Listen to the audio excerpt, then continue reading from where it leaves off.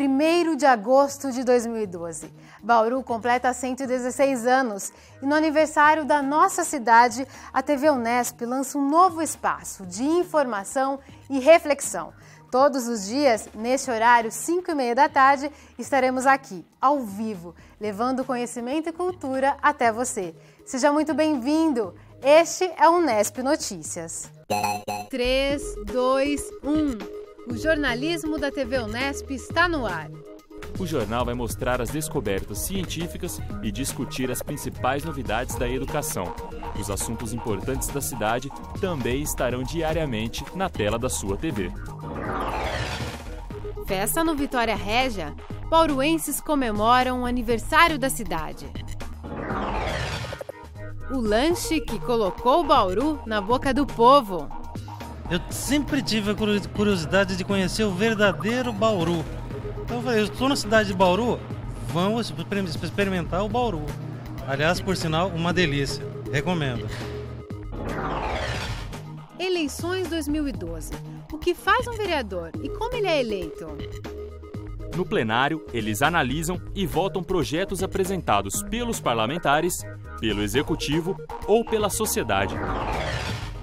E na entrevista do dia, a juíza eleitoral Regina Gonçalves fala o que pode e o que não pode na campanha.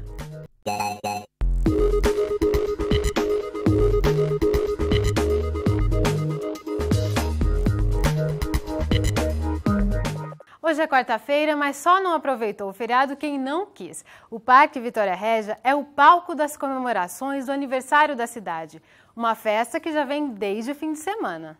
Neste ano, o bauruense teve 4 dias de comemorações. O aniversário da cidade movimentou o Parque Vitória Régia, com a tradicional festa do sanduíche Bauru.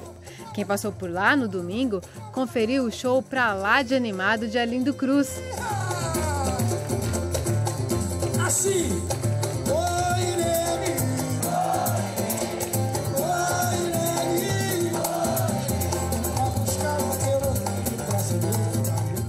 A festa continua nesta quarta. Os bauruenses aproveitaram o feriado em família. Agora há pouco teve o tradicional parabéns para você e o esperado corte do bolo. E olha só, ainda dá tempo de participar. Daqui a pouquinho, às 6 da tarde, a Orquestra Sinfônica de Bauru se apresenta no palco do Vitória Régia. E como fica o tempo? Confira agora a previsão feita com dados do Instituto de Pesquisas Meteorológicas, o IPMET da Unesp. Uma massa de ar quente e seco está estacionada sobre o estado de São Paulo. Isso significa que não deve chover até sábado. Bauru também continua sem chuvas até o fim de semana. A umidade do ar agora é mediana, de 39%. Os ventos sopram a apenas 4 km por hora. A temperatura mais alta hoje foi de 25 graus. Amanhã pode chegar a 28 em Bauru.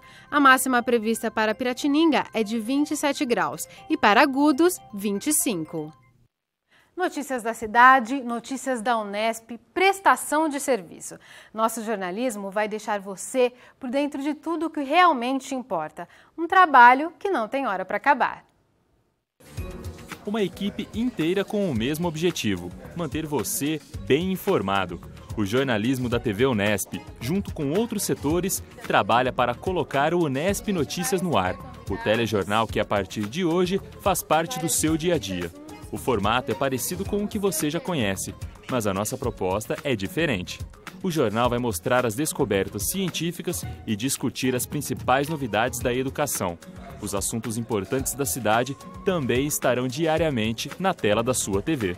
Nosso objetivo não é ser uma concorrência direta dos outros telejornais aqui em Bauru, e sim ser uma espécie de complemento a esse noticiário, né? Quem assistiu o Jornal da Unesp, ou Unesp Notícias, vai ao mesmo tempo estar bem informado das questões da cidade, né, do seu dia a dia, e também discussões com especialistas em suas áreas, né, para dar aprofundamento em algumas reportagens, né. Nosso trabalho começa logo cedo em uma reunião de pauta. A equipe decide quais assuntos serão transformados em notícia. Acho que essas entrevistas vão focar naqueles temas que a gente já falou que vai priorizar na nossa cobertura, que é água, que é saúde, e isso de alguma forma vai ter que aparecer para todos eles. Os produtores são responsáveis por fazer os contatos com os entrevistados. A etapa seguinte é ir atrás das imagens e das entrevistas. Com todas essas informações, o repórter escreve o texto da matéria. Todo esse material é levado para uma ilha de edição, onde é organizado e transformado em uma reportagem. Aqui, texto e imagem se transformam em notícia de TV. O que você viu até aqui foi o processo de construção de uma única reportagem. No entanto, nossa equipe faz várias dessas por dia para montar um telejornal inteiro. Depois que todas elas estão prontas, é que é possível definir qual é a ordem de exibição, que nós podemos ver nesse documento aqui, que é o espelho do jornal. É ele que orienta toda a equipe na hora da exibição. Agora sim, tudo pronto, todos em seus postos, é hora de colocar o sinal no ar, ao vivo. Você começa a assistir o Unesp Notícias, um telejornal feito para você, com informação de qualidade. De segunda a sexta, nosso trabalho é levar cidadania e educação para dentro de sua casa. Um esforço coletivo feito para que você seja um cidadão cada vez mais bem informado. Então não esqueça, eu espero você todos os dias às 5h30 da tarde no Unesp Notícias. O processo de consulta para a definição do novo reitor da Unesp começou. O professor Júlio César Durigan fez o lançamento oficial da campanha ontem, em Jaboticabal. O professor Durigan, que atualmente está licenciado da função de vice-reitor em exercício, é candidato único ao cargo. Entre as principais propostas está a implantação da Universidade Corporativa, um programa para a educação formal dos servidores técnico-administrativos. Nós estamos oferecendo cursos formais que nós tanto fazemos em diferentes áreas, só que agora para os nossos servidores. Nós queremos que o nosso servidor tenha uma qualidade muito maior na sua formação na administração pública. Além disso, a proposta de gestão inclui reposição e ampliação do quadro de docentes e servidores, investimentos em infraestrutura, ampliação do diálogo com a comunidade para melhorar os projetos de extensão e ainda a manutenção do PDI, que determina as diretrizes para o desenvolvimento da universidade. A professora Marilza Rude, que atualmente está licenciada do cargo de pró-reitora de pós-graduação, compõe a chapa única no cargo de vice-reitora. Apesar de não ter adversários, ela garante que a campanha é importante. Nós queremos ouvir a comunidade, colocar as nossas propostas e ter um feedback dessa comunidade em relação àquilo que, olha, podemos aprimorar mais do que isso. É isso que realmente a gente espera da nossa comunidade. A campanha vai até o começo de setembro e todas as unidades serão visitadas. Podem votar todos os funcionários, docentes e alunos da instituição. O fato de existir uma única chapa não dá vitória automática aos candidatos. O Conselho Universitário indica mais 2 nomes para cada cargo. Essa lista é enviada para o gabinete do governador. Em São Paulo, os cargos de reitor das 3 universidades estaduais são definidos pelo governador, que pode inclusive ignorar a lista e escolher um outro nome de sua confiança. No entanto, se o candidato for bem votado, significa que a comunidade confia nele, o que aumenta as chances dele ser indicado. Por isso, corpo a corpo é importante, para que o indicado chegue ao gabinete com o apoio da instituição. Nós precisamos ter um respaldo muito forte da comunidade dizendo, não, queremos, estamos apoiando e estamos juntos. Neste ano, a eleição terá uma novidade. Pela primeira vez, a votação para reitor será pela internet. Usando qualquer computador, eu faço meu voto em qualquer lugar onde eu estiver, em qualquer horário, dentro dos 3 dias de votação dessa campanha. Agora são 5h41. Ainda hoje, você sabe o que faz um vereador? A gente fala sobre eleições com a juíza eleitoral Regina Gonçalves. E já no próximo bloco, saiba mais sobre a história do sanduíche que fez Bauru ficar conhecido em todo o país. Tem sugestões? Mande um e-mail para unespnoticias@tv.unesp.br. Voltamos já!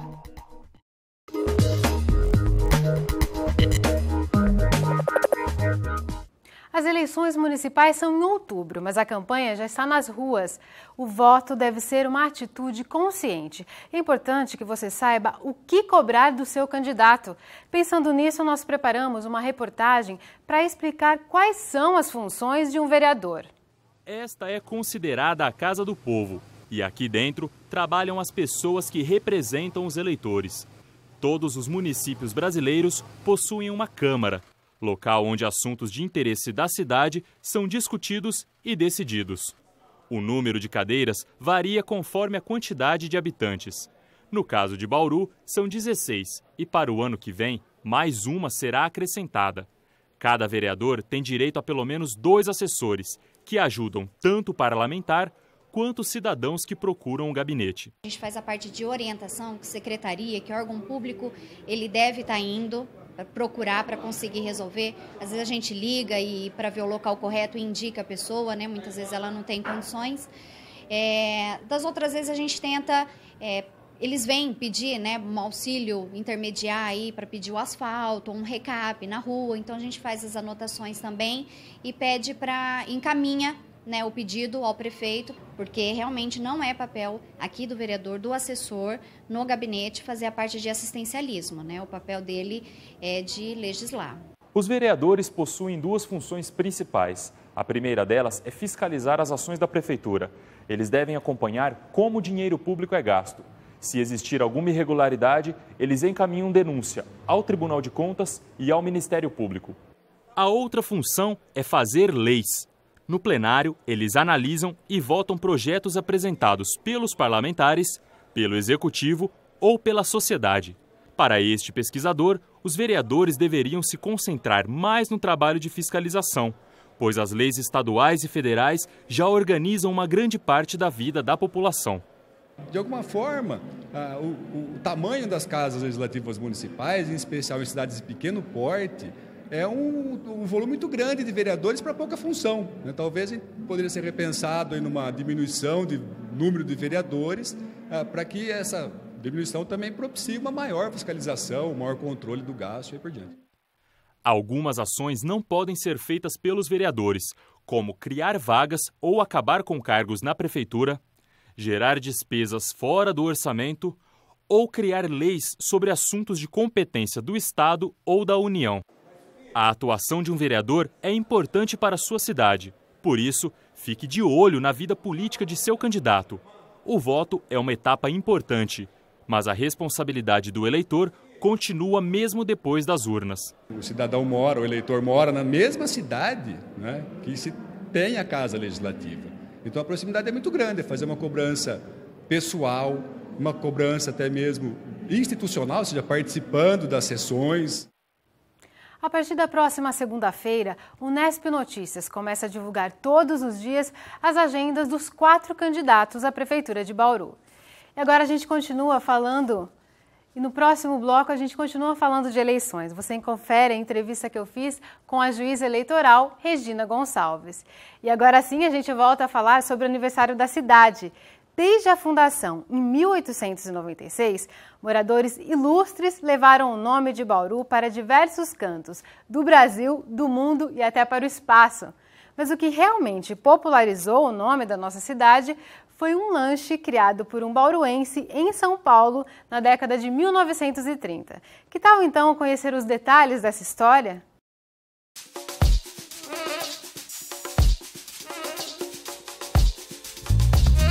Bauru tem cerca de 360 mil habitantes. Sua economia é baseada principalmente nos setores de comércio e de serviços. Tem uma importante participação na história do sistema ferroviário paulista e grandes nomes despontaram aqui. Mas o que marca a identidade da cidade e atrai a curiosidade das pessoas é o sanduíche Bauru. Queijo, rosbife, tomate, pão e picles. Mas a receita você vai conferir em detalhes daqui a pouco. Vamos à história? Casimiro Pinto Neto, mesmo sem saber, foi o jovem que colocou Bauru na boca do mundo. Ele deixou a cidade para estudar direito na capital paulista. E de lá, mal ele sabia que uma brincadeira, um capricho da noite boêmia, resultaria numa das principais marcas da sua cidade natal. O sanduíche Bauru nasceu de não de uma ideia assim previamente anunciada. Foi um dia em que o Casimiro Pinto Neto estava com bastante apetite. Ele chegou no balcão e falou para o Carlos, que era um chapeiro da época, né, que fazia o sanduíche, falou: escuta, eu quero fazer um sanduíche onde tenha proteína, onde tenha vitamina, não sei o que. Falou: pois não. E o cidadão ficou até estranhou, mas que sanduíche que é esse? Ele falou: não, é um sanduíche que eu inventei. Esse pedido inusitado foi feito no bar Ponto Chique, em São Paulo. Inaugurado em 1922, esse local acompanhou a história e a evolução da capital. Aí os amigos, que eram tudo colegas de faculdade, começaram: me dá um pedaço, tudo. Aí gostaram, viram que era uma coisa diferente e começaram a pedir: faz um igual do Bauru. Esse apelido ele ganhou na Revolução de 32, ele participou da Revolução. E a mãe dele mandou para ele um bonezinho, um chapéu de pano, bordado o nome Bauru. Então, na Revolução, ele era chamado pelos companheiros de Bauru, Bauru, Bauru, e esse apelido pegou pro resto da vida. Mas em que ano isso aconteceu? A partir de 37 que surgiu, então, que nasceu o sanduíche Bauru. Depende da interpretação, pode ser final de 36 ou começo de 1937. Ninguém tem dúvida sobre a importância do lanche para a história da cidade. Em retribuição, um dos principais viadutos de Bauru leva o nome de Casimiro. Até o pai dele foi homenageado numa rua do bairro Higienópolis.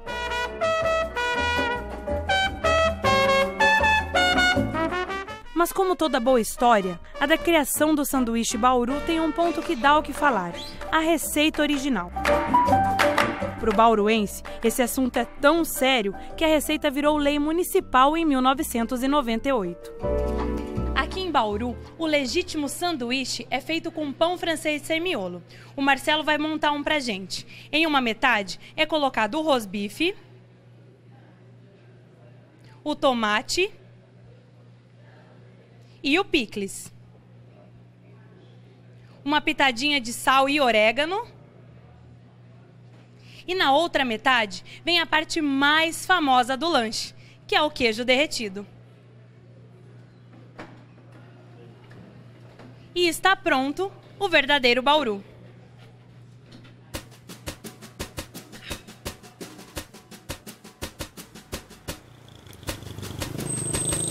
O Esquinão, em Bauru, é um dos lugares da cidade que tem a certificação de lanche original.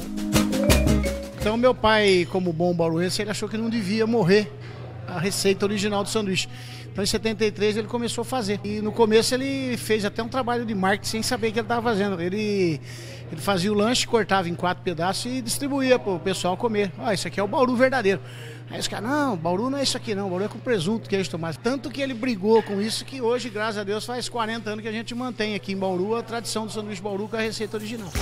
O pão francês, o rosbife e o tomate são ingredientes incontestáveis, mas o Bauru original, o sanduíche original, ele não tinha pepino por um motivo muito simples. O Casimiro não gostava de pepino e não podia comer pepino porque ele tinha úlcera. O lanche se espalhou pelo Brasil e também pelo exterior. E na maioria dos lugares, a receita não é a do Bauru original. Ela leva presunto, queijo, tomate e até alface. Quem é da cidade não fica muito tempo sem saborear o lanche. Além de ser tradicional, é um lanche muito gostoso. E quem visita Bauru dá um jeitinho de experimentar o sanduíche. Eu sempre tive a curiosidade de conhecer o verdadeiro Bauru. Eu falei: eu estou na cidade de Bauru, vamos experimentar o Bauru. Aliás, por sinal, uma delícia. Recomendo.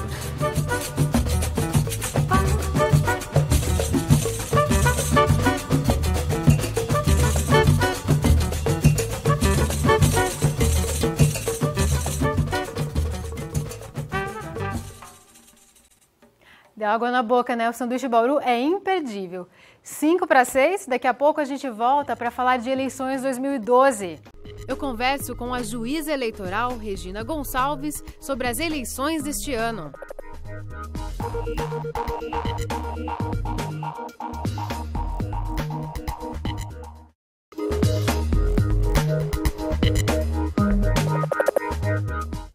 Estamos de volta e a gente continua a falar sobre eleições. Eu converso agora com a juíza eleitoral Regina Gonçalves.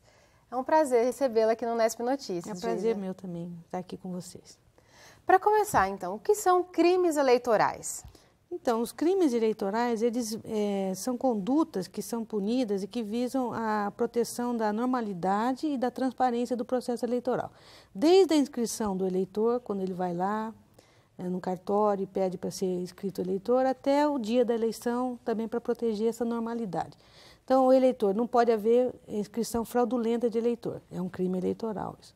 Depois, mais adiante, durante a propaganda eleitoral, ofensas entre candidatos também são punidos, previstos lá na propaganda eleitoral, a injúria, calúnia, tudo que tem no Código Penal também está previsto no Código Eleitoral.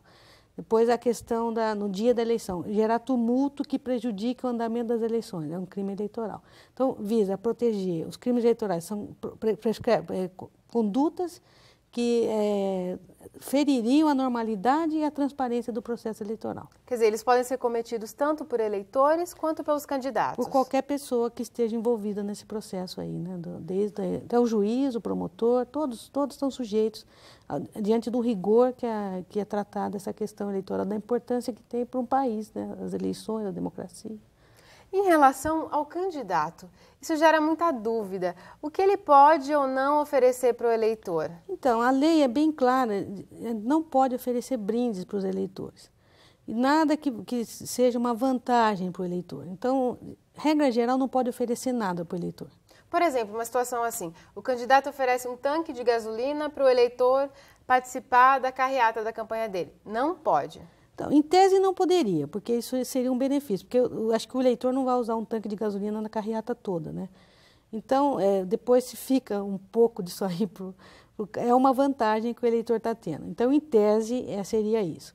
E depois, outra questão que é muito importante para os candidatos é que eles todos têm que prestar contas dos gastos eleitorais. Então, eles recebem doações, eles declaram quanto eles vão gastar, e tem gasto, a lei é bem clara também, naquilo que eles podem gastar.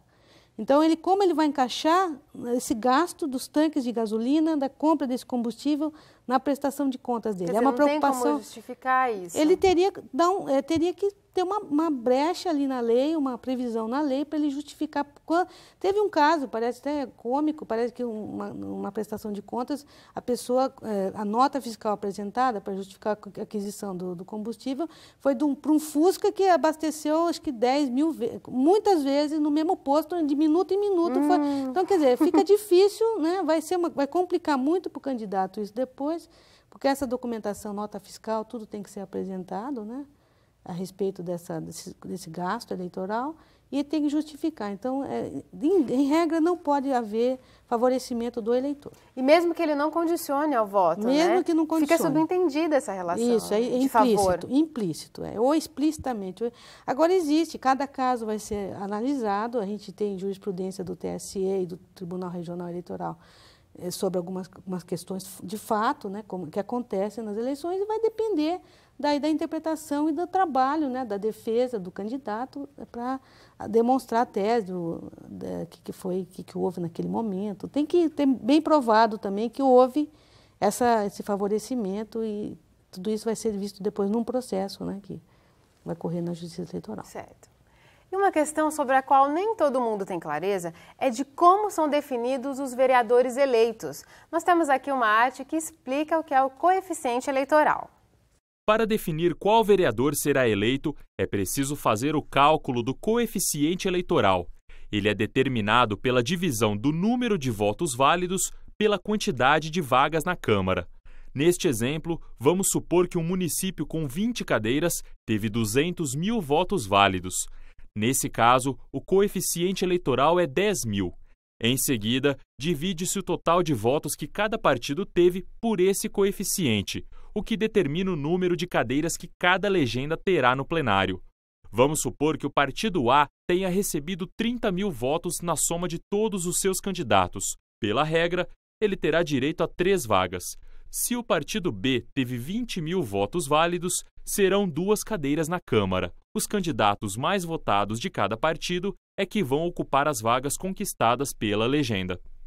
Doutora Regina, fazer esses cálculos é bastante complexo. Esse resultado demora para ser definido? Então, o Tribunal Superior Eleitoral, ele investiu muito em tecnologia, em programas de computação.